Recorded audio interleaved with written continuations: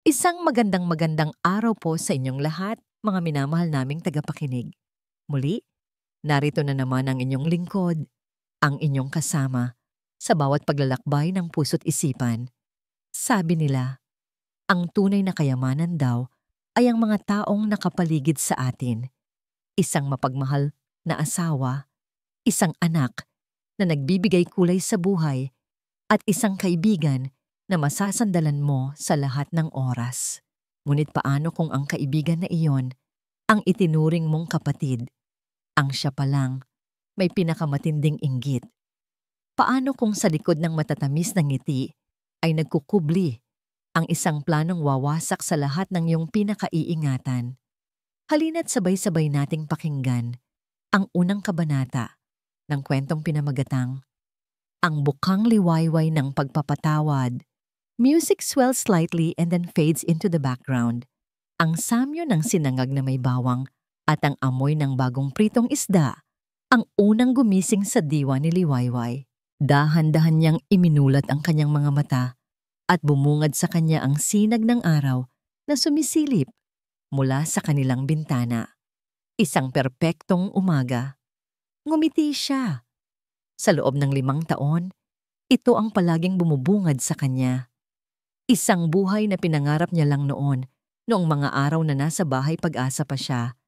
Isang buhay na ngayon ay abot kamay na niya. At higit pa, naramdaman niya ang mabigat na braso na nakayakap sa kanyang baywang. Lumingon siya at nakita ang mahimbing na natutulog na mukha ng kanyang asawa, si Lakan. Kahit sa pagtulog, bakas sa mukha nito ang lakas at katatagan. Ngunit sa mga bisig nito, nararamdaman ni Liwayway ang pinakaligtas na lugar sa buong mundo. Hinaplos niya ang magulong buhok nito. Napakaswerte niya. Ungol ni Lakan, at mas lalong hinigpitan ang yakap sa kanya. Ang aga mo namang magising, mahal ko. Naamoy ko kasi ang umagahan natin, bulong ni Liwayway. At saka, gusto kong makita ang mukha mo pagkagising ko. Isang malapad ng ngiti ang sumilay sa mga labi ni Lakan. Lagi mo namang nakikita. 5 taon na. At sa susunod na 50 taon pa, sagot ni Liwayway. Bago ito hinalikan ng mabilis sa labi, tumayo siya at nagtungo sa kusina, kung saan nadatnan niya ang kanilang maliit na anghel, ang 4 na taong gulang nilang si Pag-asa, na masayang kumakanta habang pinapanood si Manang Elsa na naghahanda ng pagkain. Good morning, Mama! Masiglang bati ng bata nang makita siya. Tumakbo ito at yumakap sa kanyang mga binti. Binuhat ni Liwayway ang anak. Good morning, my love. Ang bango-bango naman ng pag-asa ng buhay ko. Mama, I helped Manang Elsa po. Pagmamalaki ng bata. Talaga? Ang galing-galing naman ng baby ko, sabi ni Liwayway habang pinupog ng halik ang pisngi nito. Ilang sandali pa, sumunod na rin si Lakan sa kusina at naupo silang 3 sa hapagkainan. Isang simple ngunit masayang pamilya. Habang pinapanood ni Liwayway ang kanyang mag-ama na nag-aasaran, na puno ng pasasalamat ang kanyang puso. Ito na yon. Ito ang lahat. Hindi pa natatapos ang kanilang almusal nang makarinig sila ng isang pamilyar na boses mula sa pintuan. Tao po, may bisita kayong maganda. Tita Dahlia, sigaw ni Pag-asa at mabilis na tumakbo patungo sa pinto. Pumasok si Dahlia na may dalang isang malaking paper bag at isang matamis na ngiti sa labi. Gaya ng dati, napakaganda nito sa suot na bestida. Si Dahlia ang kanyang matalik na kaibigan, ang kanyang kapatid mula pa sa ampunan. Ang nag-iisang saksi sa lahat ng hirap at tagumpay niya. Hi, Bestie! Hi, Lakan! Bati nito. At syempre, hello sa paborito kong pamangkin. Binuhat nito si Pag-asa at hinalikan. May kinuha itong isang manika mula sa paper bag. Look what Tita bought for you. Wow, thank you, Tita. Walang anuman. Basta para sa'yo, sabi ni Dahlia bago ibinaling ang tingin kay Liwayway. Kumusta ka na, Liway? Mukhang namumukadkad ka lalo, ah. Ikaw talaga. Natatawang sagot ni Liwayway at niyakap ang kaibigan. Salamat sa pagdalaw, halika. Sumabay ka na sa amin. Naku, tapos na ako. Dumaan lang talaga ako para ibigay yan kay Pag-asa at para kamustahin ka, sabi ni Dahlia habang nauupo. Grabe, ang sarap pa rin ng hangin dito sa Baryo Amihan. Napakapayapa. Nagpatuloy ang kanilang masayang kwentuhan. Si Dahlia ay palaging nagdadala ng liwanag sa kanilang tahanan. Masayahin, palabiro, at puno ng buhay. Perpektong ninang para kay Pag-asa. Perpektong kaibigan para kay Liwayway. Ngunit sa isang saglit, habang nagtatawanan sila dahil sa isang kwento ni Lakan, nahuli ng mga mata ni Liwayway ang kakaibang titig ni Dahlia sa kanyang asawa. Hindi ito ang karaniwang pagtingin ng isang kaibigan. Ito ay isang titig na malalim, isang titig na hindi niya mawari. May pinaghalong pananabik at pait, isang kislap ng kalungkutan na mabilis ding nawala nang mapansin nitong nakatingin siya. Agad itong ngumiti ng pagkatamis-tamis na para bang walang nangyari. Ipinilig ni Liwayway ang kanyang ulo. Guni-guni niya lang siguro iyon. Pagod lang siguro siya. Imposibleng magkaroon ng ganoong klaseng emosyon si Dahlia. Kapatid ang turingan nila. Alam nyo, biglang sabi ni Dahlia, pumalakpak pa na parang isang batang may naisip na magandang ideya. Naiisip ko lang, parang ang tagal na nating hindi nakakapag-bonding na tatlo lang, yung tulad ng dati. Oo nga no, sang-ayon na pat ni Lakan. Lagi na lang tayong may kasamang makulit na bata. Biro nito habang ginugulo ang buhok ni Pag-asa. Kaya naisip ko. Pagpapatuloy ni Dahlia, ang mga matay nagniningning. Bakit hindi tayo mag-road trip? Tayong tatlo lang, kahit isang araw lang, para makapag-relax ka naman, Liway. Iwan muna natin si Pag-asa kay Manang Elsa. Tumingin si Dahlia kay Liwayway. Naalala mo ba yung paborito nating lugar noon?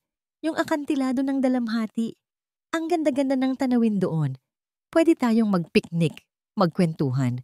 Balikan natin yung mga pangarap natin noon.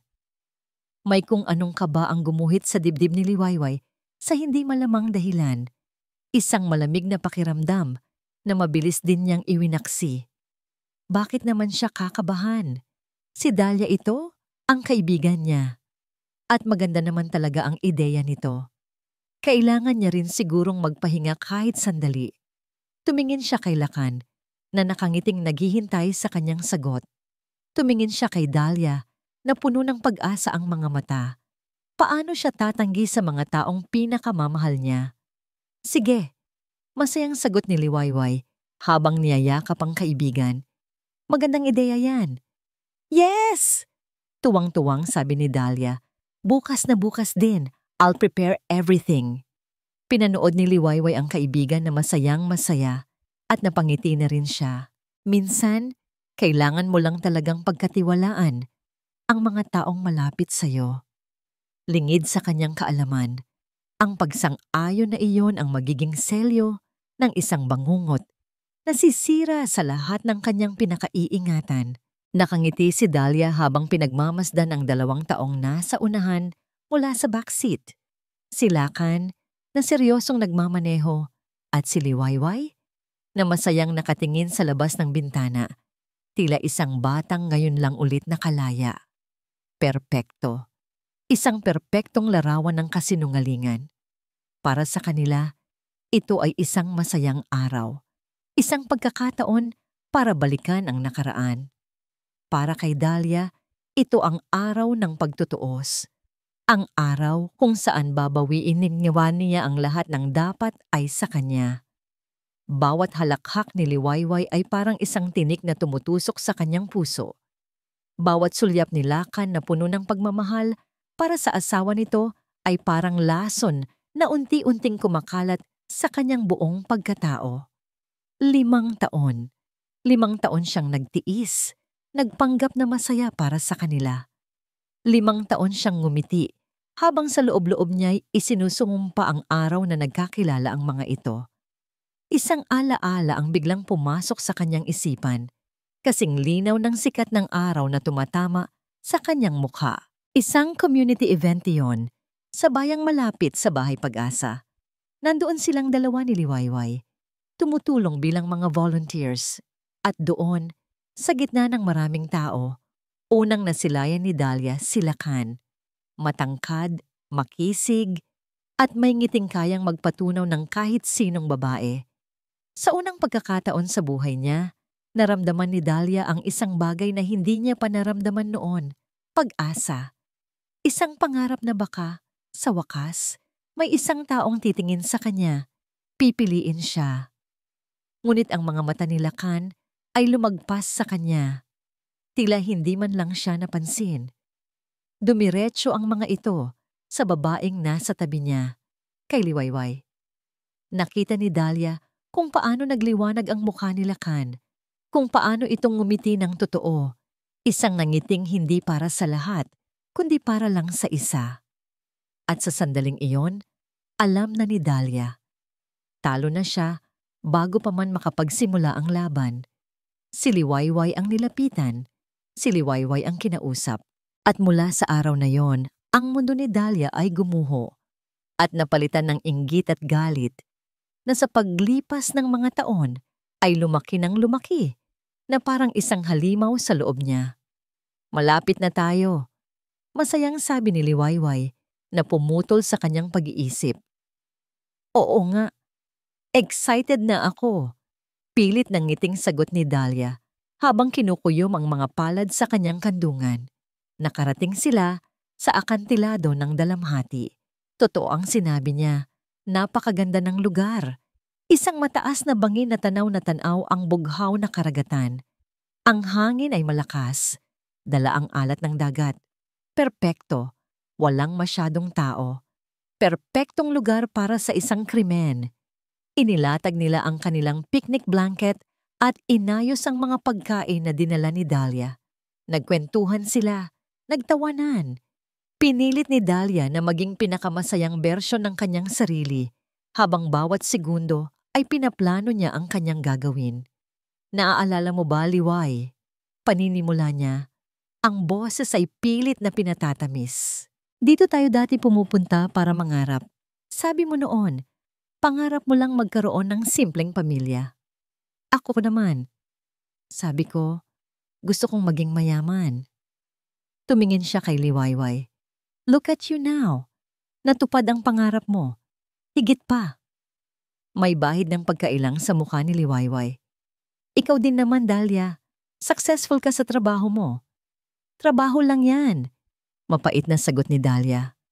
Pero pamilya, pag-ibig, iba pa rin yon. Sinadya niyang iparamdam kay Liwayway ang bigat ng kanyang mga salita. Napakaswerte mo, Liway. Mula noon hanggang ngayon, palagi kang swerte. Dahlia, anong ibig mong sabihin? Naguguluhang tanong ni Liwayway. Ito na ang simula. Dahan-dahang tumayo si Dahlia at lumapit sa pinakadulo ng bangin na katalikod sa kanila. Swerte ka dahil ikaw ang laging nakikita. Ikaw ang laging pinipili. Sabi niya, ang boses ay nagsisimula nang manginig sa pinipigilang galit. Kahit noon sa ampunan, ikaw ang paborito ng lahat. At pagkatapos, dumating si Lakan. Naramdaman niya ang pagtayo ni Liwayway at paglapit nito sa kanya. Dahlia, ano bang pinagsasabi mo? Naguguluhan ako. Humarap si Dahlia at sa pagkakataong ito, wala na ang pekeng ngiti. Wala na ang maskara ng isang mapagmahal na kaibigan. Ang nakikita na lang ni Liwayway ay isang mukha na puno ng galit, sakit at inggit. Huwag ka nang magkunwari, Liwayway. Sigaw niya, ang boses ay naglalaban sa ugong ng hangin. Alam mo ba kung gaano kasakit na ako ang unang nakakita sa kanya? Na ako ang unang nangarap? Pero sa isang iglap, kinuha mo siya sa akin. Kinuha mo ang lahat. Gulat at takot ang mababasa sa mukha ni Liwayway. Hindi totoo yan, Dahlia. Hindi ko alam. Hindi mo alam? O ayaw mo lang alamin? Kinuha mo ang buhay na dapat ay sa akin. Ang asawang dapat ay sa akin. Ang anak na dapat ay sa akin. Bawat salita ay may kasamang diin. Bawat salita ay parang isang sampal. Lahat ng mayroon ka, dapat ay sa akin.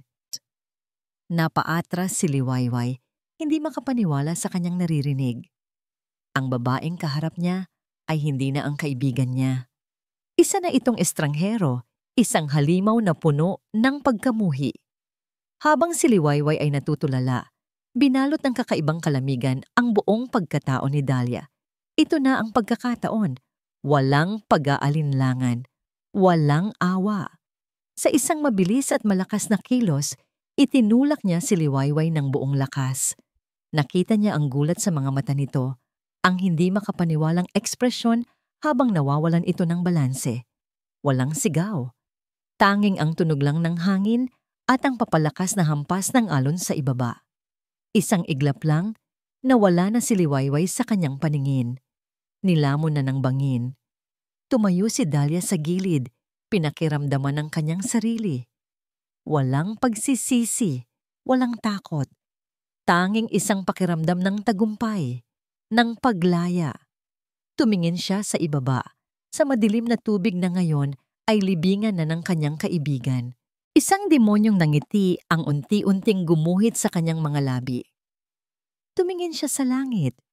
Pagkatapos ay sa naiwang picnic basket, tapos na ang paghihintay. Ngayon, bulong niya sa hangin, ang bawat salita ay puno ng lason at pananabik. Sa wakas, Lakan, magiging akin ka na. Ang biyahe pabalik sa Baryo Amihan, ang pinakamahaba at pinakatahimik na biyahe sa buong buhay ni Lakan. Kanina lang, puno ng tawanan at musika ang loob ng sasakyang ito. Ngayon, tanging ang tunog lang ng makina at ang mga hikbi ni Dahlia mula sa backseat ang maririnig. Pero si Lakan, wala siyang marinig. Wala siyang makita. Wala siyang maramdaman. Manhid. Ang tanging paulit-ulit na tumatakbo sa isip niya ay ang kwento ni Dahlia. Isang aksidente, isang pagkadulas, isang sigaw. At pagkatapos, wala na. Nawawala si Liwayway. Ang mga salitang iyon ay parang isang malaking bato na dumagan sa kanyang dibdib. Unti-unting dumudurog sa kanya hanggang sa hindi na siya makahinga. Pagdating nila sa bahay, sinalubong sila ng mga pulis. Doon na nagsimulang gumuho ang mundo ni Lakan. Habang si Dahlia ang kalmadong nagpapaliwanag sa mga awtoridad, nanginginig ang boses, ngunit buo ang salaysay. Si Lakan ay nakatayo lang sa isang sulok, nakatingin sa kawalan. Tinitingnan niya ang larawan ng kanilang kasal na nakasabit sa dingding. Ang masayang mukha ni Liwayway, ang nangiti nitong kayang buuin ang kanyang araw. Hindi ito pwedeng mangyari. Ang mga sumunod na araw ay naging isang malabong panaginip, o mas tamang sabihin, isang walang katapusang bangungot. Araw-araw, kasama siya ng search and rescue team na naghahanap sa dalampasigan at sa paanan ng akantilado ng dalamhati. Araw-araw, umaasa siyang makikita nila ito, kahit anong mangyari, basta makita lang nila. At araw-araw, umuuwi siyang bigo, pagod at wasak. Sa lahat ng ito, si Dahlia ang nasa tabi niya. Siya ang nag-aasikaso kay Pag-asa na palaging nagtatanong kung nasaan ang kanyang mama. Siya ang nagdadala ng pagkain kay Lakan na madalas ay hindi naman nito ginagalaw. Siya ang nagpapakita ng katatagan, ang nagsasabing, kailangan nating maging malakas, Lakan, para kay Liwayway. 1 linggo, 2 linggo, 3 linggo. Ang Pag-asa ay unti-unti nang nauubos, napapalitan ng isang malamig at madilim na katotohanan. Isang hapon, habang nakaupo si Lakan sa kanilang sala, yakap-yakap ang isang damit ni Liwayway, biglang tumunog ang kanyang telepono. Sa loob ng ilang linggo, hindi niya ito pinapansin, ngunit may kung anong nag-udyok sa kanya na sagutin ito. Hello? Walang gana niyang sagot. Mr. Lakan de la Vega po ba? Tanong ng isang boses sa kabilang linya. Mula po ito sa isang maliit na klinika sa bayan ng San Mateo. Kumunot ang noo ni Lacan. Malayo ang San Mateo sa kanila. Mayroon po kasi kaming pasyente dito. Pagpapatuloy ng lalaki. Isang babae, natagpuan ng isang mangingisda. Sa dalampasigan 3 linggo na ang nakakaraan. Walang malay, maraming galos, pero himalang buhay. Wala po siyang maalala, kahit ang pangalan niya. Ang tanging nakita lang po sa bulsa ng damit niya ay isang panyong may burdang LADV. Parang huminto ang pag-ikot ng mundo ni Lacan. Liwayway Alcantara de la Vega. Binitiwan niya ang telepono at tumakbo palabas ng bahay na parang isang baliw. Hindi na niya narinig ang pagsigaw ni Dahlia. Ang tanging nasa isip niya ay ang asawa niya. Buhay siya. Buhay si Liwayway. Ang biyahe papuntang San Mateo ay mas mabilis pa sa kidlat. Puno ng pananabik at hindi mapantayang pag-asa ang kanyang puso. Pagdating niya sa klinika, isang doktor ang sumalubong sa kanya. Nasa loob po siya. Pero kailangan ko po kayong ihanda, Mr. De La Vega. Malaki po ang epekto ng trauma sa kanya. Hindi lang pisikal, kundi pati sa pag-iisip. Babala ng doktor. Pero hindi na yon pinansin ni Lacan. Dahan-dahan niyang itinulak ang pinto at doon, nakaupo sa gilid ng kama at nakatingin sa bintana, ay ang kanyang asawa, ang kanyang Liwayway. Mas payat, may benda sa ulo at may bakas ng takot sa mga mata, ngunit siya pa rin iyon. Liwayway, sabi ni Lacan, nanginginig ang boses. Mahal ko. Lumingon ito sa kanya. Ngunit ang mga matang sumalubong sa kanya ay hindi ang mga matang kilala niya. Walang kislap ng pagkilala. Walang init ng pagmamahal. Ang nandoon lang ay pagkalito at takot. Sa sino ka? Nanginginig na tanong ni Liwayway habang umatras ito palayo sa kanya. Gumuho ang lahat ng pag-asa na itinayo ni Lacan sa loob ng ilang oras. Ang sakit. Mas masakit pa ito kaysa sa pag-aakalang nawala na ito sa kanya. Ang makitang nasa harap mo na ang taong pinakamamahal mo, pero hindi kanya kilala. Pumasok ang sumunod na si Dahlia sa silid na nakita ang lahat. Agad itong lumapit kay Lacan at niyakap ito. Shh! Lacan! Tahan na! Sabi nito. Pagkatapos ay lumingon ito sa doktor. Doc, ano po ang nangyari? Ipinaliwanag ng doktor ang tungkol sa amnesia na dulot ng matinding trauma. Maaring bumalik ang alaala nito, ngunit walang nakakaalam kung kailan o paano. Dinala nila si Liwayway pabalik sa Baryo Amihan. Ngunit ang bawat pagsubok na ipakilala ang sarili nila ay nauuwi lang sa pag-iyak at pagkatakot ni Liwayway, lalo na kapag lumalapit si Lacan. Isang gabi, habang nakatanaw si Lacan sa natutulog na si Liwayway sa guest room, lumapit si Dahlia sa kanya. May dalang 2 tasa ng kape.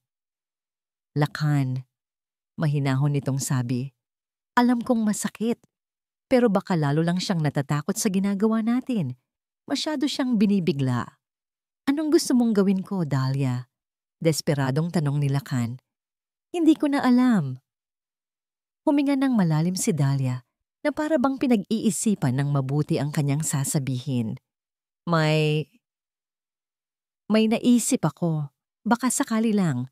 Sabi ng doktor, kailangan natin siyang hayaang mag-adjust ng dahan-dahan. Paano kung gagawa tayo ng isang kwento? Kwento? Oo, sabi ni Dahlia. Tinitingnan siya ng diretso sa mata. Para hindi siya matakot sa'yo, para hindi siya makaramdam ng pressure, paano kung sa ngayon sasabihin nating, ako ang asawa mo at siya ay isang pinsan kong malayo na naaksidente at pansamantala nating inaalagaan? Napatitig si Lacan kay Dahlia, hindi makapaniwala. Nababaliw ka na ba? Pakinggan mo muna ako, Lacan. Pakiusap ni Dahlia, hinawakan ng braso niya.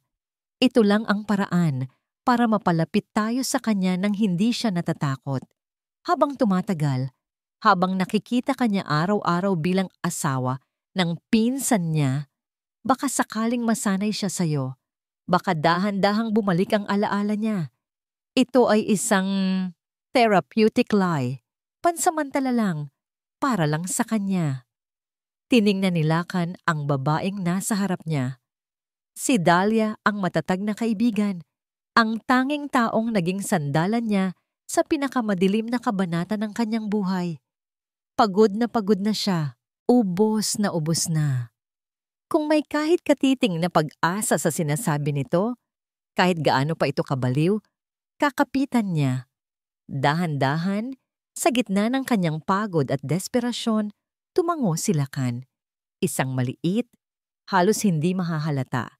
Nangiti ng tagumpay ang sumilay sa mga labi ni Dahlia bago ito agad na naglaho. Tumayo si Dahlia at lumakad patungo sa silid kung nasaan si Liwayway. Huminto si Lakan sa may pintuan, pinapanood ang bawat galaw nito. Nakita niya kung paano marahang umupo si Dahlia sa gilid ng kama, kung paano nito hinaplos ang buhok ng natutulog na si Liwayway. At narinig niya ang mga salitang magiging simula ng isang panibagong, mas masakit na bangungot. Gising ka na pala, pinsan. Malamig na bulong ni Dahlia. Huwag kang mag-alala, ligtas ka na dito. Ako si Dahlia, asawa ni Lakan. Ang bawat araw ay isang blankong papel para kay Liwayway. Gigising siya sa isang kwartong hindi niya kilala, sa isang bahay na bago sa kanyang paningin, at haharap sa mga mukhang estranghero. Sinabi nila sa kanya na siya si Lyra, isang malayong pinsan ni Dahlia na naaksidente. At iyon ang katotohanang pilit niyang pinanghahawakan dahil wala na siyang ibang makapitan. Ang bahay ay maganda, maluwag, at laging malinis. Ngunit sa kabila ng kaayusan, may kakaibang pakiramdam si Liwayway dito. Isang pakiramdam na pamilyar. Ang paraan ng pagpasok ng sikat ng araw sa bintana ng kusina tuwing umaga. Ang tunog ng hagdanan kapag may umaakyat. Ang amoy ng mga bulaklak sa hardin. Lahat ay parang isang lumang kanta na hindi niya maalala ang pamagat. Isang umaga, habang nag-aayos siya ng mga gamit sa sala, nakita niya si Dahlia na naglalagay ng mga pinggan sa mesa. Natural ang bawat kilos nito. Para bang sanay na sanay na. Sa tabi nito ay si Lakan na nagbabasa ng dyaryo. Isang perpektong larawan ng mag-asawa. Ngunit sa tuwing tinitingnan sila ni Liwayway, may isang bahagi sa puso niya na tumututol, na sumisigaw na may mali. Dahil sa wala siyang maalala at ayaw niyang maging pabigat, sinubukan niyang gawing abala ang sarili. Naglilinis siya, nag-aayos ng mga gamit. At sa paggawa niya nito, mas lalong lumalakas ang kakaibang pakiramdam. Minsan, habang nagpupunas siya ng alikabok sa isang estante, kinuha niya ang isang libro. Bago pa niya ito buksan, alam na niya kung saang pahina may tupi, kung saang bahagi may nakasulat na nota. Anong ginagawa mo? Isang matigas na boses ang bumasag sa kanyang pag-iisip. Napatalon si Liwayway sa gulat at nabitawan ng libro. Si Dahlia. Nakatayo ito sa likuran niya, nakapameywang at matalim ang tingin. Papasensya na. Naglilinis lang ako. Nanginginig na sabi ni Liwayway. Sinabi ko na sa'yo, di ba? Huwag mong pakialaman ang mga gamit na hindi sa'yo. Maring sabi ni Dahlia. Bisita ka lang dito, Lyra. Tandaan mo yan. Ang mga salitang yon ay tumatak sa isip ni Liwayway. Oo, bisita lang siya. Ngunit bakit pakiramdam niya ay sa kanya ang lugar na ito? Ang pinakamahirap na bahagi ng bawat araw ay ang pakikitungo sa maliit na batang si Pag-asa. Ang bata ay mayroong mga matang katulad ng kay Lakan, ngunit ang damong ngiti nito, ang ngiti nito ay parang isang salamin na nagpapaalala kay Liwayway ng isang mukha na hindi niya mapangalanan. Ang sarili niya. Mama, sabi ng bata isang hapon habang naglalaro sila sa hardin. Hindi ako ang mama mo, Pag-asa. Malumanay na pagtatama ni Liwayway. Si Tita Dahlia ang mama mo. Umiling ang bata. No, You are my mama. You smell like my mama. Hinawakan ni Pag-asa ang kamay ni Liwayway at inilagay sa dibdib nito. My mama sings for me. Here. Isang himig ang biglang pumasok sa isip ni Liwayway. Isang oyayi. Hindi niya alam kung saan ito nanggaling. Ngunit ang mga salita ay kusa na lang lumabas sa kanyang bibig.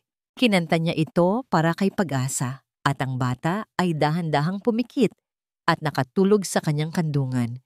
Habang kinakanta niya ang himig, may mga luhang dumaloy mula sa kanyang mga mata. Hindi niya alam kung bakit, pero pakiramdam niya ay 1,000 beses na niyang ginawa ito noon. Anong kaguluhan to? Nagising si Pag-asa sa malakas na sigaw ni Dahlia. Galit na galit itong lumapit at marahas na kinuha ang bata mula kay Liwayway. Tita Dahlia, you're hurting me! Umiiyak na sabi ni Pag-asa. Ilang beses ko bang sasabihin sa'yo na layuan mo ang anak ko? Sigaw ni Dahlia kay Liwayway bago kinaladkad ang bata papasok ng bahay. Naiwan si Liwayway na umiiyak sa hardin. Ang puso ay durog na durog. Bakit ganito kasakit? Bakit pakiramdam niya ay inaagaw sa kanya ang isang bagay na kanya? Ang tensyon ay lalong tumitindi. Isang gabi, nagkaroon ng malaking pagtatalo sina Lakan at Dahlia sa loob ng kanilang kwarto. Hindi sinasadya ni Liwayway na marinig ito habang kumukuha siya ng tubig sa kusina. Hindi ko na kaya, Dahlia. Nahihirapan ako. Dinig niyang sabi ni Lakan. Nakikita ko siya araw-araw, pero hindi ko man lang siya mayakap. Hindi ko masabing asawa ko siya. Konti pang tiis, Lakan, sagot ni Dahlia. Para din to sa kanya. Gusto mo bang bumalik siya sa dati? Gusto mo bang matakot na naman siya sa'yo? Napatakip si Liwayway sa kanyang bibig. Asawa? Siya, asawa ni Lakan? Biglang bumukas ang pinto at lumabas si Lakan na galit na galit. Nagtama ang kanilang mga mata. Sa isang saglit, nakita ni Liwayway sa mga mata nito ang isang pamilyar na damdamin, isang matinding kalungkutan at pangungulila. Ngunit mabilis din itong nawala. Kinabukasan, ang lahat ay tila bumalik sa dati, ngunit may nagbago na sa loob ni Liwayway. Ang mga piraso ng palaisipan ay nagsisimula ng mag-ugnay kahit hindi pa niya ito mabuo.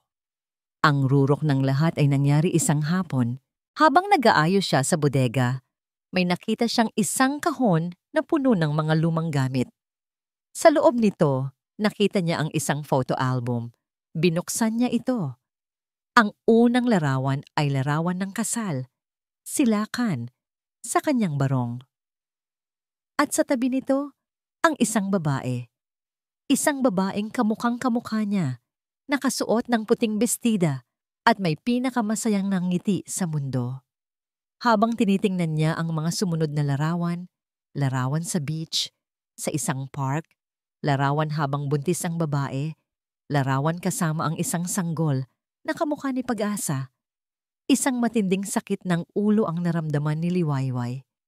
Mga imahe, mga boses, mga halakhak, lahat ay sabay-sabay na bumubuhos sa kanyang isipan. I love you, mahal ko. Mama, Papa. Happy anniversary, Liwayway ko. Liwayway, iyon ang pangalan niya. Biglang bumukas ang pinto ng bodega. Si Dahlia. Nakita nito ang album na hawak niya. Ang kalmadong ekspresyon sa mukha nito ay dahan-dahang napalitan ng galit at takot. Mabilis nitong inagaw ang album kay Liwayway at isinara ito. Sino ang nagsabi sa iyong pumasok ka dito? Ngunit hindi na natatakot si Liwayway. Tinitigan niya si Dahlia ng diretso sa mata. Sino ako? Mahinahon, ngunit mariin niyang tanong. Sabihin mo sa akin ang totoo. Sino ako? Sa halip na sumagot, isang malakas na sampal ang dumapo sa pisngi ni Liwayway. At sa gitna ng sakit at pagkabigla, isa pang alaala ang bumalik. Isang bangin, ang hampas ng hangin, at ang mukha ni Dahlia. Puno ng galit, bago siya itinulak nito sa kadiliman. Ang bawat araw para kay Lakan ay isang pagsubok sa katatagan. Ang manirahan sa iisang bubong kasama ang asawa mong hindi ka naaalala. At ang magpanggap na ang matalik niyang kaibigan ng iyong kabiyak ay isang uri ng impyerno na hindi niya inaakalang mararanasan niya. Pinagmamasdan niya si Liwayway o Lira, gaya ng tawag nila sa kanya ngayon, habang gumagalaw ito sa loob ng bahay. Mayroong isang pamilyar na biyaya sa bawat kilos nito, isang likas na kaalaman sa kung saan nakalagay ang mga bagay-bagay. Para siyang isang kaluluwang bumalik sa kanyang katawan, ngunit hindi pa nito lubusang maangkin. Ang puso ni Lakan ay nadudurog sa bawat segundong nakikita niya ito, ngunit hindi niya mayakap, hindi niya mahaga, hindi niya maibulong ang mga salitang, "Nandito lang ako, mahal ko, umuwi ka na sa akin." Samantala, si Dahlia ay perpektong ginagampanan ang kanyang papel. Masyadong perpekto, naging mas maalaga o ito, mas malambing. Ngunit sa likod ng lahat ng yon, naramdaman ni Lakan ang isang bagay na hindi niya pa napapansin noon, isang pagiging possessive.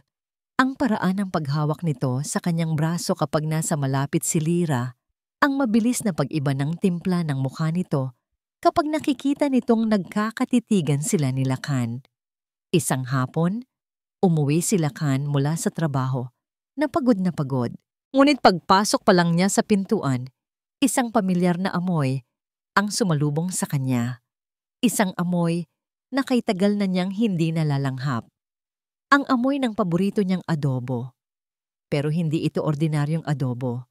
Ito ang adobo ni Liwayway. May tamis na kakaiba. May sangkap na silang dalawa lang ang nakakaalam. Sinundan niya ang amoy hanggang sa kusina. At doon, nakita niya si Lira na nakatayo sa harap ng kalan, marahang hinahalo ang ulam.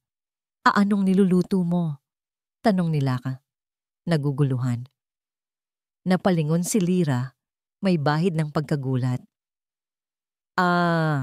Adobo. Nakita ko kasi ang mga sangkap sa ref. Sana ayos lang. Paborito ko kasi ito," sabi niya. Ngunit baka sa kanyang mukha ang pag-aalinlangan, na para bang hindi siya sigurado kung paborito niya nga ba talaga yon.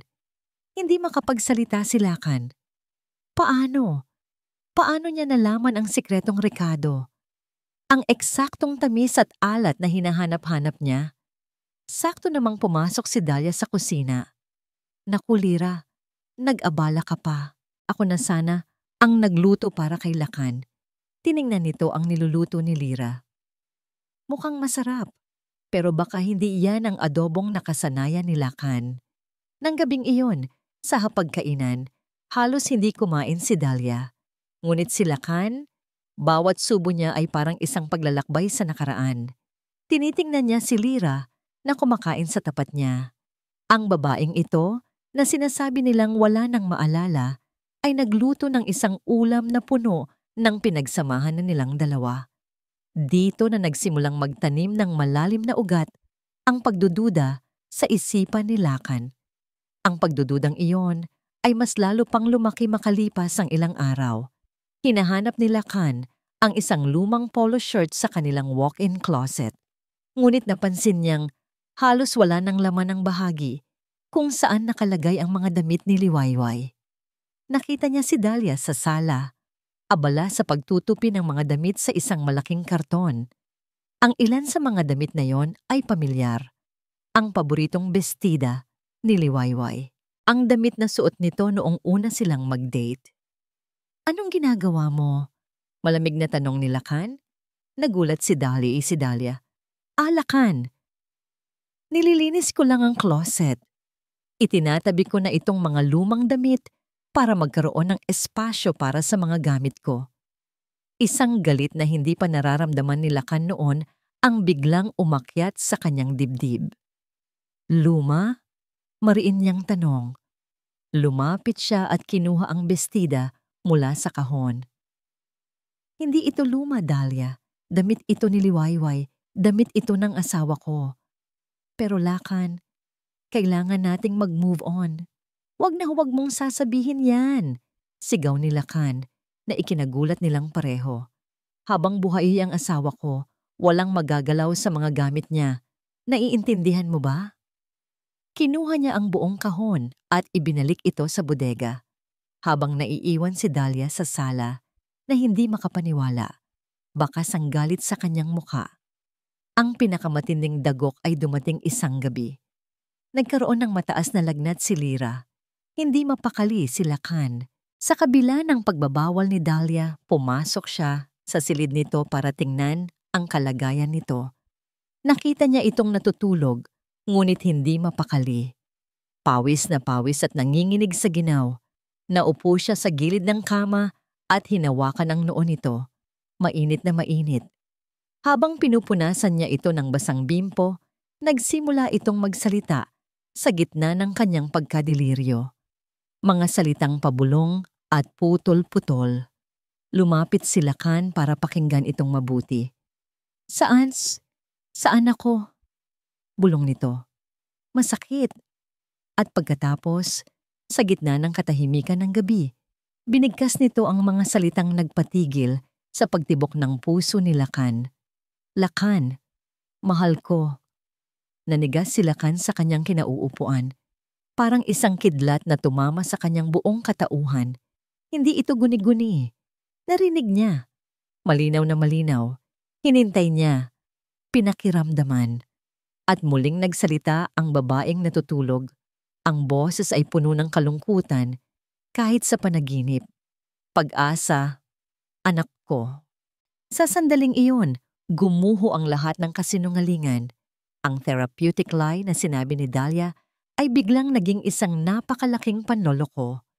Ang isang taong may amnesia ay hindi maaaring manawagan sa kanyang pagtulog sa mga taong hindi niya naaalala. Ito ay hindi alaala ng isip. Ito ay sigaw ng puso. Sigaw ng kaluluwa. Ang pagdududa ni Lacan ay naging isang malamig at matalim na katiyakan. May mali. Isang napakalaking kamalian. At si Dahlia ay nasa gitna ng lahat ng ito. Dahan-dahan siyang tumayo. Iniwan ang natutulog na si Liwayway. Ngunit hindi na siya ang Lacan na puno ng hinagpis at pagkalito. Ang Lacan na lumabas sa silid na iyon ay isang lalaking may bagong determinasyon. Isang lalaking hindi natitigil hanggat hindi niya nalalaman ang buong katotohanan. Naglakad siya ng diretso, hindi sa kanyang silid, kundi sa kanilang lumang study. Sa lugar kung saan nakatago ang lahat ng kanilang mga alaala. Kailangan niyang maghanap, kailangan niyang malaman kung ano talaga ang nangyari sa akantilado ng dalamhati. Pagkatapos ng lagnat, isang kakaibang katahimikan ang bumalot kay Liwayway. Hindi na blangko ang kanyang isipan. Sa halip, ito'y naging parang isang madilim na kalangitan kung saan may mga kidlat ng alaala na panakanakang gumuguhit. Mga imaheng napakabilis, mga pira-pirasong boses na hindi niya maintindihan, ngunit nag-iiwan ng isang malakas na pagyanig sa kanyang kaluluwa. Ang sampal ni Dahlia sa bodega. Ang galit sa mga mata nito. Ang mga salitang narinig niya mula sa pagtatalo nila ni Lacan. Asawa. Ang mga pabulong na salita ni Pag-asa. Mama. Lahat ng ito ay umiikot sa kanyang isipan na parang isang bagyo. Isang gabi, hindi siya mapakali. Hindi siya makatulog. Pumikit siya ng mariin at sa pagitan ng dilim at liwanag, isang panaginip ang biglang nabuo. Isang panaginip na napakalinaw, napakatotoo. Nakatayo siya sa harap ng altar, nakasuot ng isang napakagandang puting bestida. May hawak siyang isang pumpon ng mga puting rosas. Sa tabi niya, nakatayo si Lacan. Suot ang kanyang pinakakisig na barong at nakatingin sa kanya na may ngiting puno ng pagmamahal. Narinig niya ang musika. Naramdaman niya ang kamay ni Lacan na mahigpit na humawak sa kanya. Narinig niya ang sarili niyang boses na nagsasabing, "Opo, Padre, tinatanggap ko siya." Nagising si Liwayway na habol ang kanyang hininga, ang puso niya'y kumakabog ng napakabilis. Pawis na pawis siya. Ang pakiramdam ng panaginip ay nananatili sa kanyang balat, sa kanyang puso. Hindi iyon isang ordinaryong panaginip. Iyon ay isang alaala. Sa sandaling iyon, isang hindi maipaliwanag na puwersa ang nagtulak sa kanya na bumangon. Hindi niya alam kung ano ang kanyang hinahanap, ngunit ang kanyang mga paa ay kusa na lang gumalaw. Naglakad siya palabas ng kanyang silid sa gitna ng kadiliman ng bahay. Ang kanyang mga kamay ay gumapang sa dingding na para bang kabisado nito ang bawat sulok. Huminto siya sa tapat ng master's bedroom, ang silid ni Nalakan at Dahlia. Ngunit hindi ang pinto ng silid ang kanyang tinitingnan, kundi ang isang malaking aparador sa gilid nito. Dahan-dahan niya itong binuksan. Sa likod ng mga nakasabit na damit, sa isang sulok na halos hindi makita, kinapa ng kanyang mga daliri ang isang maliit at nakausling kahoy. Hinila niya ito at isang maliit na sikretong kompartimento ang bumukas.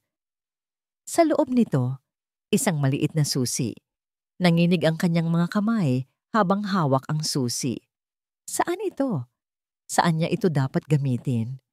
Muli, ang kanyang mga paa ang nagdala sa kanya. Pabalik sa bodega kung saan siya sinampal ni Dahlia. Sa ilalim ng isang tumpok ng mga lumang kumot, nandoon ang isang baul na gawa sa kahoy. Isinuksok niya ang susi sa kandado. Nagkasya ito. Click! Bumukas ang baul. Ang amoy ng lumang papel at mga tuyong bulaklak ang sumalubong sa kanya. Sa loob, nakita niya ang isang pares ng sapatos ng sanggol, isang tuyong rosas at ilang mga litrato.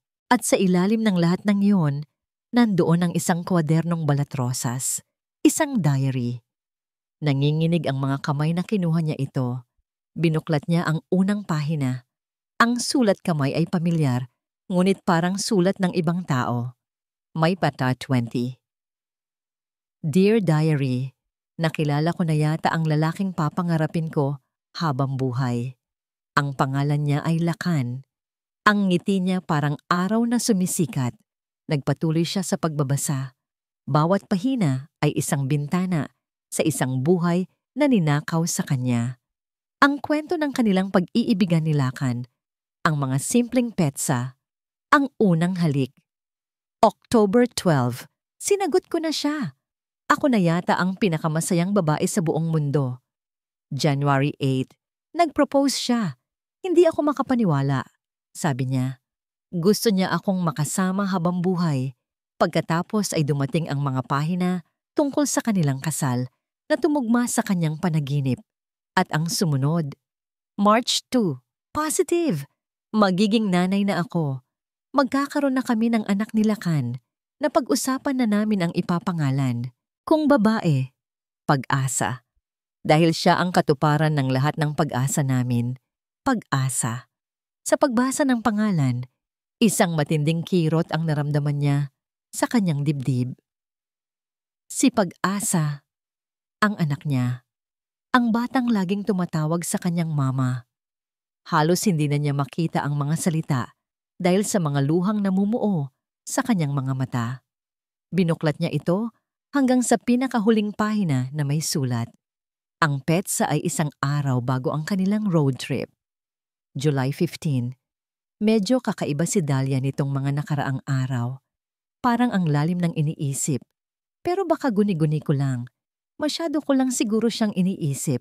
Kaibigan ko siya. Kapatid ko siya. Pinagkakatiwalaan ko siya.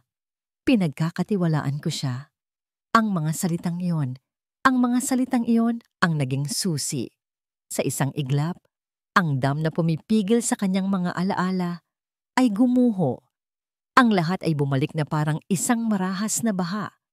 Ang masaya nilang tawanan sa sasakyan, ang hangin sa akantilado ng dalamhati. Ang pagbabago sa mukha ni Dahlia. Ang mga salitang puno ng galit at inggit. Lahat ng meron ka, dapat ay sa akin. At ang pinakamalinaw sa lahat, ang pakiramdam ng mga kamay ni Dahlia sa kanyang likod. Ang malakas na tulak, ang pagkawala ng kanyang balanse, ang pagsigaw niya sa hangin, ang imahe ng papalayo at nanliliit na anyo ni Dahlia sa itaas ng bangin na may isang demonyong nangungiti sa mga labi habang siya ay bumubulusok pababa sa madilim na kawalan. Nabitiwan ni Liwayway ang diary. Napahawak siya sa kanyang dibdib, humihingal, na para bang muli siyang nalulunod. Ako si Liwayway, asawa ni Lakan, ina ni Pag-asa, at si Dahlia. Sinubukan niya akong patayin. Sa gitna ng kanyang paghihinagpis at pagkatuklas, isang tunog ang kanyang narinig. Ang dahan-dahang pagbukas ng pinto ng bodega. Nakatayo doon si Dahlia na may daladalang isang baso ng gatas. "Lira, hindi ka pa ba matutu?" Natigilan ito. Nakita nito ang bukas na baul. Nakita nito ang nakakalat na mga gamit. At nakita nito ang diary sa sahig, sa tabi ng mga paa ni Liwayway. Nagtaas ng tingin si Liwayway. Ang kanyang mga mata, na kanina lang ay puno ng pagkalito, ngayon ay nag-aalab sa isang damdaming matagal nang natutulog. Isang apoy ng galit, pagtataksil, at isang hindi matatawarang sakit. Ang maskara ng pag-aalala sa mukha ni Dahlia ay unti-unting nalaglag, napalitan ng purong pagkasuklam at pagkatanto. Alam na niya, isang nakakabinging katahimikan ang namagitan sa dalawang babae sa loob ng malamig na bodega.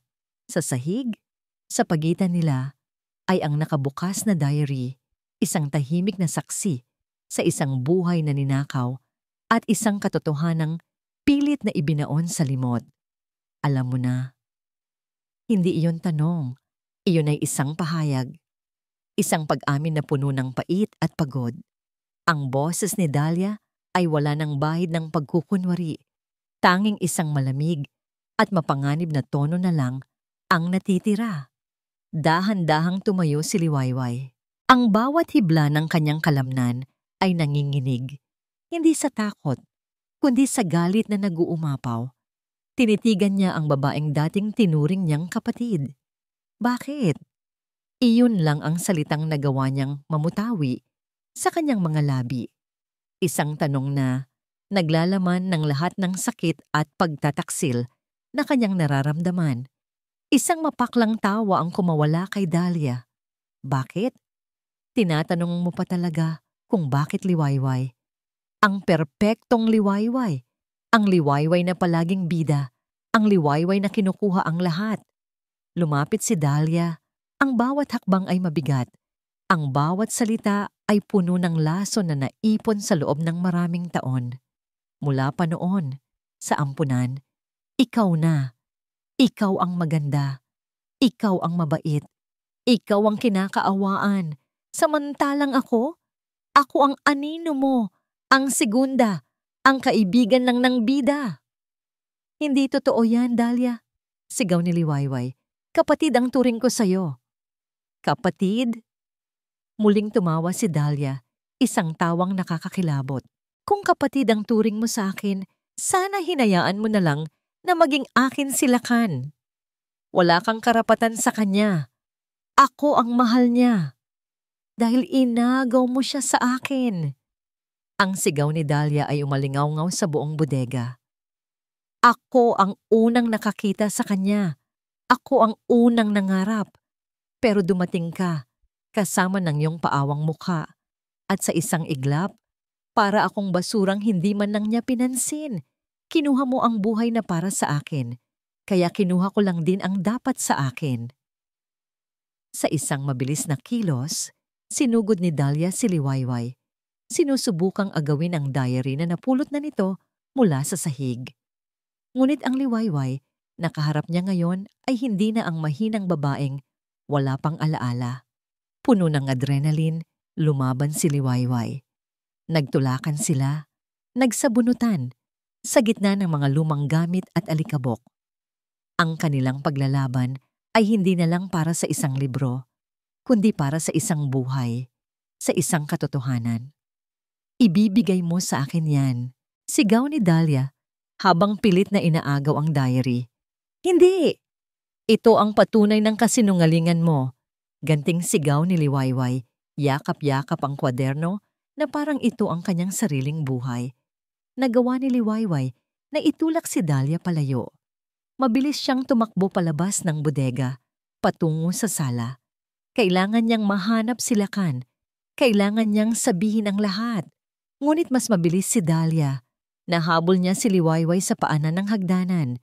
Sa desperasyon, hinila ni Dahlia ang isang mabigat na plorera mula sa isang maliit na mesa at walang pag-aalinlangang ipinalo ito sa likod ng ulo ni Liwayway. Isang matinding sakit, isang nakakasilaw na liwanag, at pagkatapos, kadiliman. Bumagsak si Liwayway sa sahig, walang malay. Napatitig si Dahlia sa katawan ng babaeng nakahandusay. Nanginginig ang kanyang mga kamay. Basa ng dugo ang plorera. Hindi, bulong niya sa sarili. Hindi dapat ganito. Ang plano niya ay perpekto. Ngunit ngayon, gumuho na ang lahat. Tumingin siya sa paligid. Ang gulo. Ang diary na nakakalat sa sahig. Ang dugong nagsisimulang mamuo sa buhok ni Liwayway. Panik. Isang dalisay at nakakabaliw na panik ang bumalot sa kanya. Hindi siya pwedeng mahuli. Hindi ngayon. Hindi kung kailan abot kamay na niya ang lahat. Kailangan niyang mag-isip. Mabilis. Isang ideya, isang napakadilim at desperadong ideya. Ang nabuo sa kanyang isipan. Isang aksidente. Hindi. Isang pagpapakamatay. Oo, iyon ang gagawin niya. Sasabihin niyang dahil sa trauma, nagtangka si Lira na magpakamatay. Kinaladkad niya ang walang malay na katawan ni Liwayway pataas ng hagdanan. Bawat baitang ay isang hirap. Dinala niya ito sa banyo ng master's bedroom. Ang banyong dapat ay sa kanila ni Lakan. Maingat niyang inihiga si Liwayway sa sahig. Kumuha siya ng isang maliit at matalim na kutsilyo mula sa kanyang sewing kit na nakatago sa aparador. Isang kutsilyong ginagamit niya sa paggupit ng sinulid. Bumalik siya sa banyo. Tinitigan niya ang payapang mukha ni Liwayway. Sa isang saglit, nakita niya ang mukha ng dati niyang kaibigan, ang batang kasama niyang nangarap sa ilalim ng mga bituin sa bubong ng bahay Pag-asa. Isang luha ang pumatak mula sa kanyang mata. Ngunit mabilis niya itong pinunasan. Huli na para doon. Patawarin mo ako, Liway. Bulong niya, kahit alam niyang walang kapatawaran ang kanyang ginagawa. Pero hindi ko kayang mawala si Lakan. Hindi ko kaya. Nanginginig ang mga kamay na inilagay niya ang kutsilyo sa palad ni Liwayway. Dahan-dahan niyang isinara ang mga daliri nito sa paligid ng hawakan. Itinaas niya ang kamay nito. Itinuon ang talim ng kutsilyo sa pulso ng kabilang kamay. Pumikit siya ng mariin. Isang hiwalang, isang mabilis na hiwalang at matatapos na ang lahat. Magiging kapani-paniwala na ang lahat. Ang babaeng nawalan ng alaala dahil sa matinding depresyon ay nagtangkang kunin ang sariling buhay. Perpekto, isang trahedya, ngunit perpektong dahilan. Ngunit bago pa man niya maitulak ang kamay ni Liwayway, isang tunog ang bumasag sa katahimikan. Ang tunog ng paparating na sasakyan ni Lakan. Napamulat si Dahlia. Ang panik ay napalitan ng purong takot. Si Lakan. Umuwi na siya. Mas maaga kaysa sa inaasahan. Wala ng oras. Sa halip na isang maliit na hiwa, sa kanyang pagmamadali at panginginig, isang malalim at marahas na laslas ang kanyang nagawa sa pulso ni Liwayway. Dugo. Isang napakaraming dugo ang biglang bumulwak, dumaloy sa puting sahigin ng banyo, lumilikha ng isang pulang ilog ng kasalanan. Binitiwan ni Dahlia ang kamay ni Liwayway na parang napaso. Ang kutsilyo ay bumagsak sa sahig na may kasamang malakas na kalansing. Lakan! Narinig niya ang boses nito mula sa ibaba. Dahlia, anong nangyari? Bakit magulo dito? Kailangan niyang kumilos. Mabilis. Ginulo niya ang kanyang buhok, pinunit niya ng bahagya ang laylayan ng kanyang damit, at huminga siya ng malalim bago inilabas ang pinakamalakas at pinakadesperadong sigaw na kaya niya. Tulong! Lakan nung nandastay kantantamayin andi dinandiman. Tulong! Tumakbo siya palabas ng banyo. Sinalubong si Lakan na paakyat na ng hagdan. Niyakap niya ito ng mahigpit, umiiyak na parang isang batang nawawala. Dahlia, anong nangyayari? Gulat na tanong ni Lakan. Si Lyra. Humihikbing sabi ni Dahlia. Nagkulong siya sa banyo. Pagkatapos ay nakita ko na lang siyang, Lakan, ang daming dugo. Hindi ko alam ang gagawin ko. Itinulak siya ni Lakan nang marahan at tumakbo papasok sa banyo. Ang sumunod na mga segundo ay parang isang eksena sa isang pelikulang may mabagal na takbo. Nakita ni Dahlia ang paglaki ng mga mata ni Lakan, ang hindi makapaniwalang ekspresyon sa mukha nito nang makita si Liwayway na nakahandusay sa sahig, naliligo sa sarili nitong dugo. Nakita niya kung paano ito natigilan at pagkatapos ay sumigaw ng isang pangalang matagal na niyang gustong burahin sa mundo. Liwayway! Ang mga salita sa diary ni Liwayway ay parang mga nagbabagang bakal na ipinako sa isipan ni Lakan. Kakaiba si Dahlia nitong mga nakaraang araw. Pinagkakatiwalaan ko siya. Ang pagtitiwalang iyon, ang pagtitiwalang sinira, ang mga pabulong na salita ni Liwayway sa gitna ng kanyang lagnat. Lakan, mahal ko, pag-asa, anak ko. Lahat ay nag-ugnay-ugnay na parang isang bangungot. Ang kasinungalingan ni Dahlia ay hindi isang therapeutic lie. Ito ay isang masusing plano, isang panloloko. Naisip niyang tawagan ng pulis. Ngunit anong sasabihin niya? Na may hinala siya base sa isang diary at sa mga salita ng isang taong may amnesia? Hindi. Kailangan niyang umuwi. Kailangan niyang harapin si Dahlia. Kailangan niyang marinig mula mismo rito ang katotohanan. Pinaripas niya ang takbo ng sasakyan, ang kanyang mga kamay ay mahigpit na nakakapit sa manibela. Bawat segundo ay parang isang oras. Bawat metro ay parang isang kilometro. Isang madilim na premonisyon ang bumalot sa kanya. Isang pakiramdam na may isang bagay na napakasama ang nangyayari sa bahay nila sa mga sandaling ito. Pagdating niya sa kanilang bakuran, halos iuntog niya ang sasakyan sa pader. Tumakbo siya palabas, hindi na pinansin ang pag-unlock ng pinto. Sinipa niya ito ng buong lakas. Bumukas ito. Ang una niyang nakita ay ang gulo sa sala. Isang plorerang basag. Ang diary ni Liwayway na nakakalat sa sahig. Tumindig ang kanyang mga balahibo. Dahlia, sigaw niya, ang boses ay puno ng galit at pag-aalala. At doon niya narinig ang pekeng sigaw mula sa itaas. Tulong! Lakan! Tulong! Tumakbo siya paakyat ng hagdanan at sinalubong siya ng isang umiiyak at nagpapanik na Dahlia. Ngunit hindi na siya nalinlang ng mga luha nito. May iba siyang nakita sa mga mata nito. Takot. Isang takot ng isang taong nahuli sa akto. Itinulak niya ito at tumakbo papasok sa banyo. At doon niya nakita ang impyerno, ang kanyang Liwayway, ang kanyang mahal, nakahandusay sa sahig. Ang dating puting tiles ng kanilang banyo ay nababahiran na ng matingkad na pula. Ang kanyang balat ay kasing putla ng buwan at sa kanyang kaliwang kamay. Isang kutsilyo. Ang sigaw na kumawala sa lalamunan ni Lakan ay hindi sigaw ng isang tao, kundi ng isang hayop na nasasaktan. Liwayway! Binuhat niya ito. Malamig. Napakalamig ng kanyang balat. Hinaplos niya ang mukha nito. Liwayway, gumising ka. Mahal, lumaban ka. Pakiusap. Ngunit walang sagot. Sa gitna ng kanyang pagpapanik, habang inaangat niya ito para dalhin sa ospital, isang detalye ang pumukaw sa kanyang isipan. Isang detalyeng hindi tugma sa eksena. Ang kutsilyo. Nahuhulog ito mula sa kamay ni Liwayway nang buhatin niya ito. Pero bago ito mahulog, nakita niya. Nasa kaliwang kamay ito ni Liwayway. Isang malamig na kuryente ang dumaloy sa kanyang buong katawan.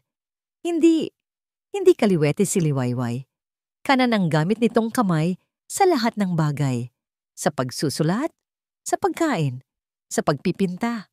ang kasinungalingan, ang gulo sa sala, ang diary, ang kutsilyo sa maling kamay. Lahat ay malinaw na ngayon na parang isang salamin. Hindi ito pagtatangkang magpakamatay. Isa itong pagtatangkang pagpatay. Binuhat niya si Liwayway at tumakbo palabas ng bahay. Nilagpasan si Dahlia na parabang hindi ito umiiral. Isinakay niya ang kanyang asawa sa kotse at pinaripas ito papuntang ospital. Ang tanging panalangin na lang niya ay sana hindi pa huli ang lahat. Sa ospital, ang lahat ay isang malabong pagkilos. Mga doktor na tumatakbo, mga nurse na sumisigaw, ang tunog ng mga makina. Si Lakan ay naitulak lang sa isang tabi, sa waiting area, habang ipinapasok si Liwayway sa emergency room. Ang kanyang damit ay basa ng dugo. Ang kanyang mga kamay ay nanginginig pa rin. Lumipas ang isang oras na parang isang taon. Sa wakas, lumabas ang isang doktor. Ang muka ay seryoso. "Kayo po ba ang asawa?" tanong ng doktor. "Opo, Dok. Kamusta na po siya?" Huminga ng malalim ang doktor. "Ginawa po namin ang lahat para isara ang sugat at salinan siya ng dugo. Pero masyadong maraming dugo ang nawala sa kanya. Nasa kritikal na kondisyon po siya ngayon. Ang susunod na 24 na oras ay napakahalaga." Ang mga salita ng doktor ay parang isang martilyong pumukpok sa huling natitirang pag-asa ni Lakan. Napaupo siya sa sahig, napasabunot sa kanyang buhok. Maaaring mawala sa kanya si Liwayway. Pagkatapos ng lahat ng ito, sa huli, baka matalo pa rin siya. Maya-maya, naramdaman niyang may lumapit sa kanya. Inangat niya ang kanyang ulo. Si Dahlia. Umiiyak pa rin. Sinusubukang gampanan ang kanyang papel hanggang sa huli. "Lakan, kamusta na siya?" Malambing na tanong nito, akmang hahawakan ang kanyang balikat. Ngunit ang Lakan na kaharap niya ngayon ay hindi na ang Lakan na nalinlang niya. Dahan-dahang tumayo si Lakan. Ang kanyang mga mata ay walang emosyon, malamig na parang yelo, ngunit sa likod nito ay isang nag-aalab na apoy. Tinitigan niya si Dahlia, isang titig na tumatagos, hanggang sa kaluluwa nito, isang titig na alam ang lahat ng kasalanan nito. Hinintay ni Dahlia na mayakap siya nito, na dito ito sumandal. Ngunit sa halip, nagsalita si Lakan. Ang boses ay mahinahon, ngunit puno ng panganib. Isang tanong na bumasag sa lahat ng kasinungalingan. "Ano ang ginawa mo sa kanya?" Ang unang bumalik ay ang mga tunog. Ang mahinang tunog ng isang makinang paulit-ulit na tumitibok. Ang amoy ng gamot at antiseptiko. At pagkatapos, ang isang pakiramdam, ang pakiramdam ng isang mainit at pamilyar na kamay na mahigpit na nakahawak sa kanya. Dahan-dahan, sa kabila ng kirot na nararamdaman niya sa kanyang ulo at sa kanyang pulso. Ipinilit ni Liwayway na imulat ang kanyang mga mata. Malabo. Ang lahat ay malabo sa simula. Ngunit unti-unti, isang anyo ang nabuo sa kanyang paningin. Isang mukha na puno ng pag-aalala, pagod, at walang katulad na pagmamahal. Lakan, ang pangalan, ay kusa na lang lumabas sa kanyang mga labi. Isang bulong na puno ng lahat ng kanyang alaala. Nakita niya ang pagbabago sa mukha ni Lakan. Ang pag-aalala ay napalitan ng laking gulat. At pagkatapos, ng purong kaligayahan na may kahalong luha. "Liwayway," sabi ni Lakan. Ang boses ay nanginginig. "Mahal ko, naaalala mo na ako?" Tumango si Liwayway at kasabay ng pagtango niya ay ang pagpatak ng kanyang mga luha ng sakit, ng galit, ngunit higit sa lahat, ng ginhawa. "Naalala ko na," bulong niya. "Naalala ko na ang lahat." POV. Lakan, ang mga salitang yon. Ang mga salitang yon ang pinakamatamis na musikang narinig ni Lakan sa buong buhay niya. Hinaplolos niya ang mukha ng kanyang asawa na para bang hindi siya makapaniwala na totoo ito. "Alam ko na, mahal ko. sabi niya habang pinupunasan ang mga luha nito. Alam ko na ang lahat. Ang tungkol sa kasinungalingan. Ang tungkol sa diary. Patawarin mo ako, Liwayway. Patawarin mo ako kung naniwala ako sa kanya. Umiling si Liwayway. Wala kang kasalanan. Nilinlang niya tayong lahat. Sa mga sandaling iyon, sa loob ng sterile na silid ng ospital, muling nabuo ang kanilang mundo. Nagkwento si Liwayway at nakinig si Lakan. Ikinuwento niya ang tungkol sa akantilado ng dalamhati. Ang mga huling salita ni Dahlia, ang malakas na tulak. Habang nagsasalita siya, nakita ni Lakan ang apoy na muling nag-aalab sa mga mata ng kanyang asawa. Hindi na ang mga matang nalilito at takot, kundi ang mga mata ng isang babaeng lumalaban. Ang kutsilyo, sabi ni Lakan. Nasa kaliwang kamay mo, doon ko nalaman. Doon ko nalamang hindi ikaw ang gumawa noon. Ang kanilang pag-uusap ay natigil nang pumasok ang isang nurse, kasunod ang doktor. Matapos suriin si Liwayway, ngumiti ang doktor. Isang himala, sabi nito. Stable na ang vital signs niya. Mukhang nalagpasan na niya ang pinakadelikadong bahagi. Kailangan niya lang ng maraming pahinga. Habang kausap ng doktor si Liwayway, dahan-dahang lumabas sila ng silid. Kinuha niya ang kanyang telepono at nag-dial ng isang numero. Hello, Detective Ramos, mahinahon niyang sabi. Oras na po. Pumunta na kayo dito sa ospital. Ang suspect, papunta na dito. Pagbalik niya sa silid, nakita niyang nakatingin sa kanya si Liwayway. May pag-unawa sa mga mata. Tumangulang si Lakan. Handa na sila. Ilang minuto pa ang lumipas, bumukas ang pinto. Pumasok si Dahlia. Dala-dala ang isang basket ng prutas, ang muka ay puno ng pekeng pag-aalala. Lira, gising ka na. Lakan, bakit hindi mo agad sinabi sa akin? Kamusta na ang pinsan ko? Magsasalita pa sana ito nang tumayo si Lakan. Hinarangan ang kanyang daan patungo kay Liwayway. Tumigil ka na, Dahlia. Ang boses ni Lakan ay kalmado, ngunit sa ilalim nito ay isang bakal na katigasan. Natigilan si Dahlia. Lakan, anong problema? Ang pangalan niya ay Liwayway, mariing sabi ni Lakan. At hindi mo siya pinsan. Nanlaki ang mga mata ni Dahlia. Tumingin siya kay Liwayway na ngayon ay nakatingin sa kanya ng diretso, walang bahid ng takot, tanging isang malamig na galit. Itinulak mo ako, sabi ni Liwayway. Ang boses ay matatag. Sa isang iglap, nawala ang lahat ng pagkukunwari sa mukha ni Dahlia. Ang pag-aalala ay napalitan ng panik. Hindi totoo yan. Lira, kung ano-ano na ang naiisip mo dahil sa trauma. Lakan, huwag kang maniwala sa kanya. Tapos na ang pagpapanggap, Dahlia. Sigaw ni Lakan. Nabasa ko ang diary. Nakita ko ang kutsilyo sa maling kamay. Alam na namin ang lahat. Doon na, sa harap ng 2 taong sinubukan niyang wasakin, tuluyang gumuho ang mundo ni Dahlia. Ang kanyang isipan, na matagal nang binabaluktot ng inggit at galit, ay tuluyan ng nabaliw.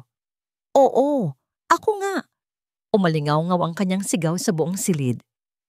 Ako nga ang gumawa noon, at dapat lang sa kanya yan. Dapat namatay na siya noon pa.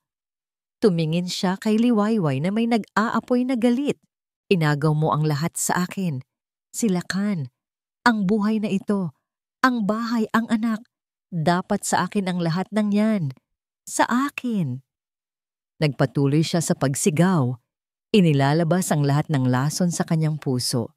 Inuulit-ulit ang kanyang mga hinanakit. Isang sirang plaka ng pagkamuhi. At sa gitna ng kanyang pagwawala, dahan-dahang bumukas ang pinto. Pumasok ang 2 unipormadong pulis kasama si Detective Ramos. Natigilan si Dahlia. Ang kanyang galit ay napalitan ng hindi makapaniwalang pagtingin. Hindi maari. Dahlia Reyes, seryosong sabi ng detective. Inaaresto ka namin sa salang attempted murder at frustrated murder.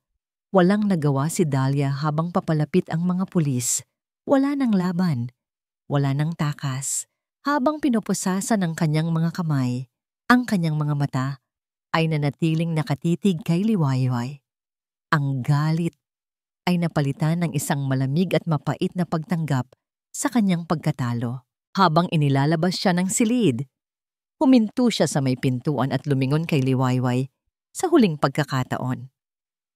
Isang nakakakilabot na ngiti ang sumilay sa kanyang mga labi. Akala mo ba tapos na to? Bulong niya. Sapat lang para marinig nilang dalawa. Kahit mabulok ako sa kulungan, dadalhin mo ang alaala nito habang buhay. Hinding-hindi ka magkakaroon ng kapayapaan.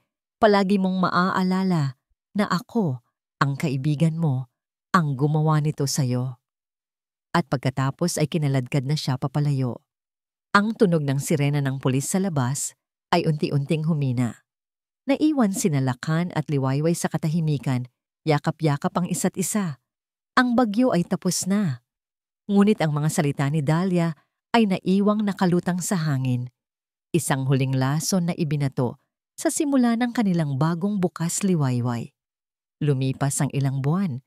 Ang ingay ng mga sirena ng pulis, ang malamig na sahig ng ospital, at ang mga huling salita ni Dahlia ay unti-unting napalitan ng mga pamilyar na tunog ng kanilang tahanan sa Baryo Amihan, ang tawa ni Pag-asa, ang ugong ng wind chimes sa kanilang beranda, ang mahinang paghampas ng alon sa di kalayuan.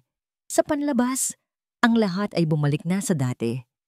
Ngunit sa loob, sa mga tahimik na sulok ng puso ni Liwayway, ang mga sugat ay sariwa pa rin. Isang umaga, dumating ang isang sulat. Galing ito sa abogado ni Lakan. Binuksan ito ni Liwayway habang nagkakape siya sa hardin. Ikinagagalak ko pong ipaalam sa inyo na si Miss Dahlia Reyes ay napatunayang nagkasala sa lahat ng akusasyon laban sa kanya. Siya ay hinatulan ng habambuhay na pagkakakulong. Binasa ni Liwayway ang mga salita ng paulit-ulit. Katarungan. Ito na yon. Ito ang dapat niyang maramdaman. Ngunit sa halip na ginhawa, isang bigat ang kanyang naramdaman. Ang pagsasara ng kabanatang ito ay hindi nagdulot ng kapayapaan, kundi ng isang malalim na kalungkutan para sa isang pagkakaibigang nasira, isang buhay na nasayang. Sa gabi, ang mga bangungot ay bumabalik. Nakikita niya ang kanyang sarili na muling nahuhulog mula sa akantilado ng dalamhati, paulit-ulit. O kaya na may nakikita niya ang mukha ni Dahlia, hindi ang mukhang puno ng galit, kundi ang mukha ng batang si Dahlia sa ampunan, ang batang nangakong hinding-hindi siya iiwan. Gigising siyang umiiyak at nanginginig, at sa bawat pagkakataon, nandoon si Lakan.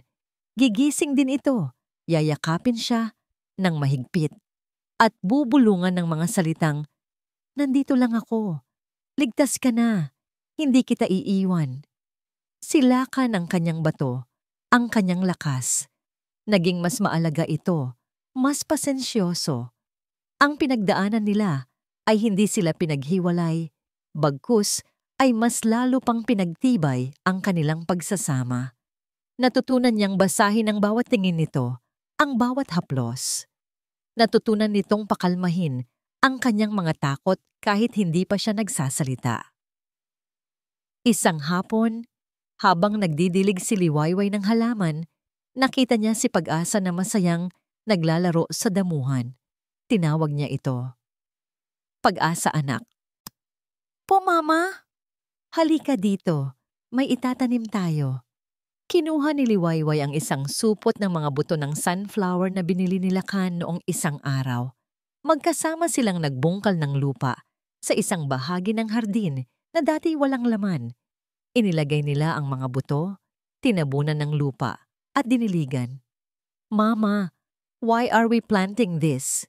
tanong ng bata. Ngumiti si Liwayway at hinaplos ang buhok ng anak. "Para may bago tayong aalagaan. Para may bago tayong palalakihin. para may bago tayong hihintaying mamukadkad. Habang pinagmamasdan niya ang kanyang anak na masayang nagdidilig, isang pagkatanto ang tumama sa kanya.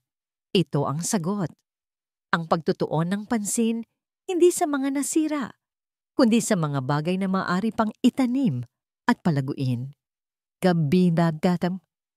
Gam. Bago matulog, babasahan niya ng kwento si Pag-asa. Yayakapin niya ito ng mahigpit, sisinghutin ang amoy ng buhok nito, at magpapasalamat sa Diyos na naibalik ito sa kanya.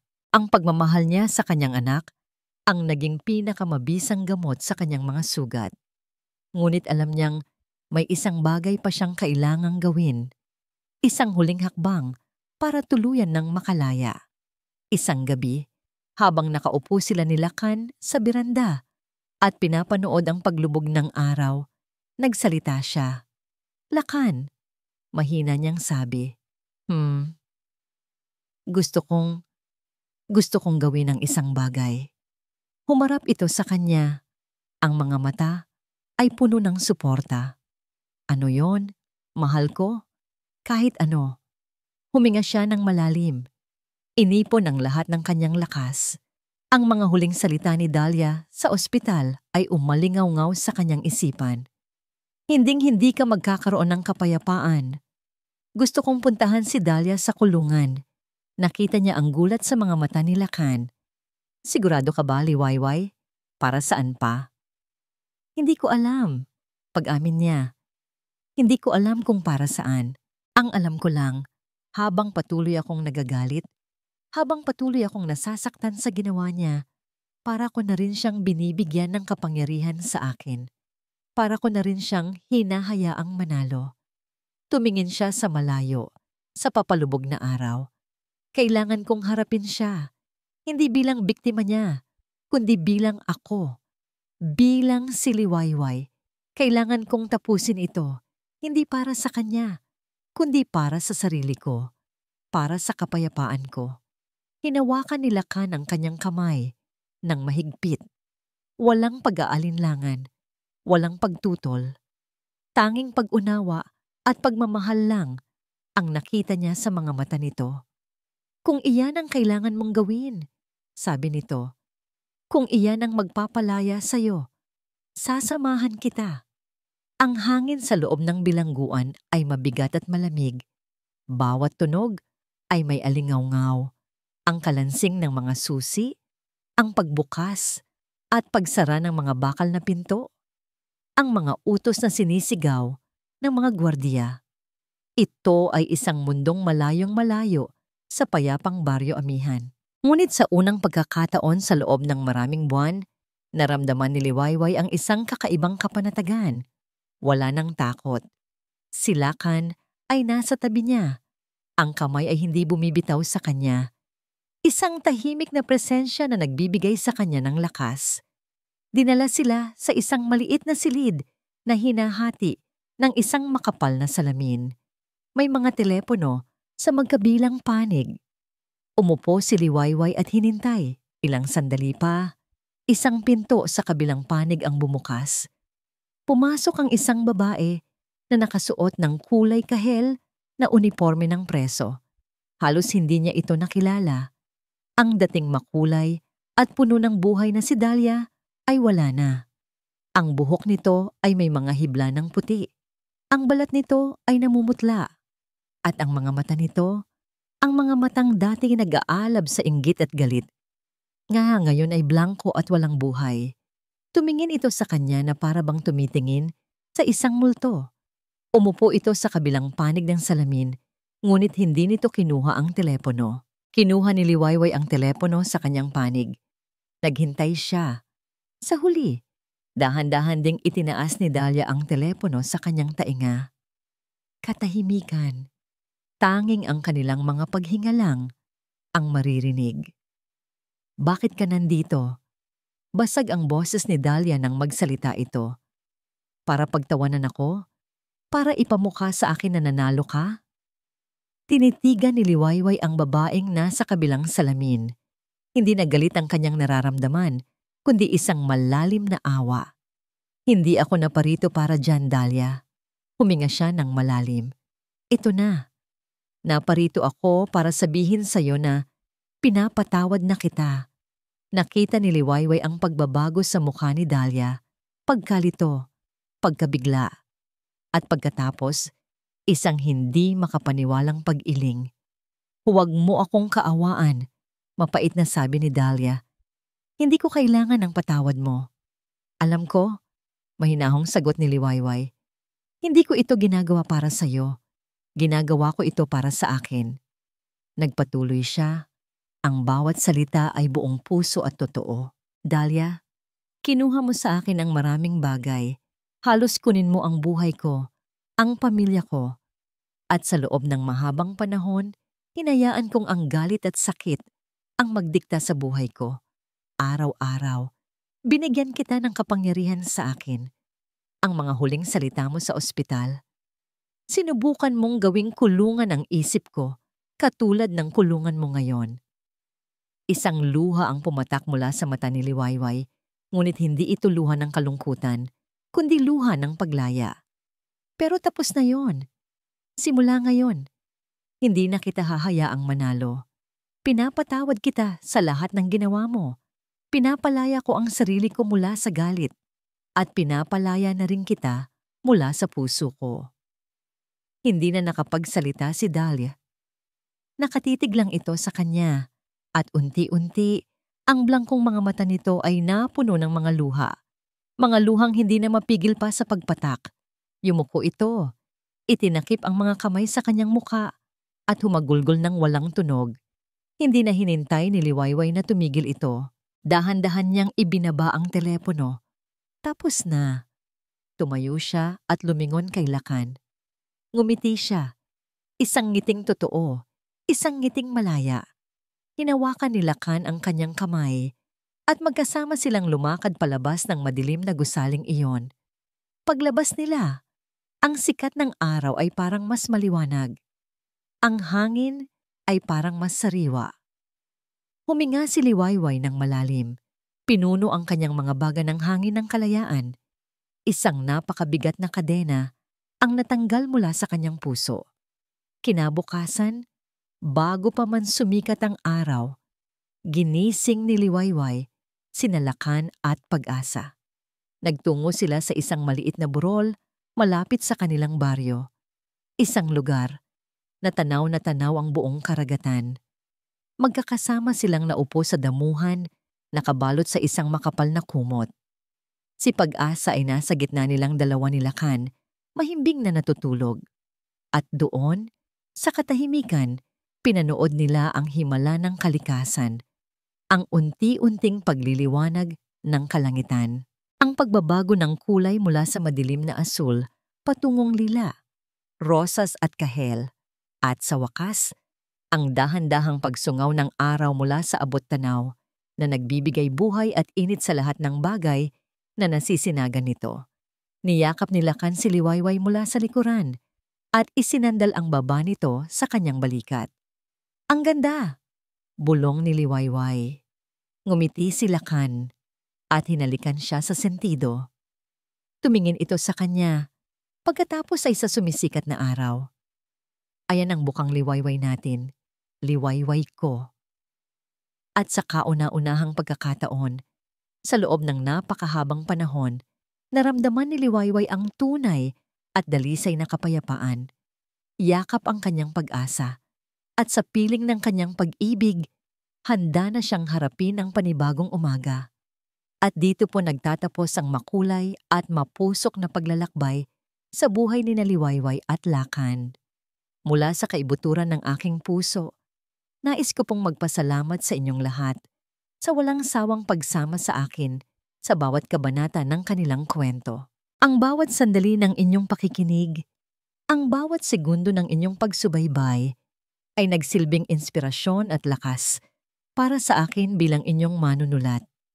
Habang isinusulat ko ang bawat salita, ang bawat tagpo, pakiramdam ko ay kasama rin ninyo akong umiyak sa mga pighati ni Liwayway at ngumiti sa kanyang muling pagbangon. Ang pagbuo sa kwentong ito ay hindi lamang isang trabaho, kundi isang paglalakbay din ng mga puso at damdamin, at naging mas makabuluhan ito dahil alam kong may mga katulad ninyong karamay ako sa bawat hakbang. Naway baunin natin ang mga aral na iniwan ng kanilang istorya. Ang aral na ang tunay na pagpapatawad ay isang regalong ibinibigay natin sa ating sarili. Nagaano man kadilim ang gabi, palaging may sisikat na bukang liwayway ng pag-asa. At higit sa lahat, na ang wagas na pag-ibig, lalo na sa pamilya, ang siyang pinakamatibay na kalasaglaban sa anumang unos ng buhay. Higit sa lahat, nais kong marinig ang inyong mga saloobin. Anong bahagi ng kwento ang pinaka-nag-iwan ng marka sa inyong puso? Ano ang natutunan ninyo sa paglalakbay ni Liwayway? Huwag po kayong mag-atubiling ibahagi ang inyong mga damdamin sa comment section sa ibaba. Ang inyong mga boses ay musika sa aking pandinig. Muli, maraming salamat po. Hanggang sa susunod nating paglalakbay.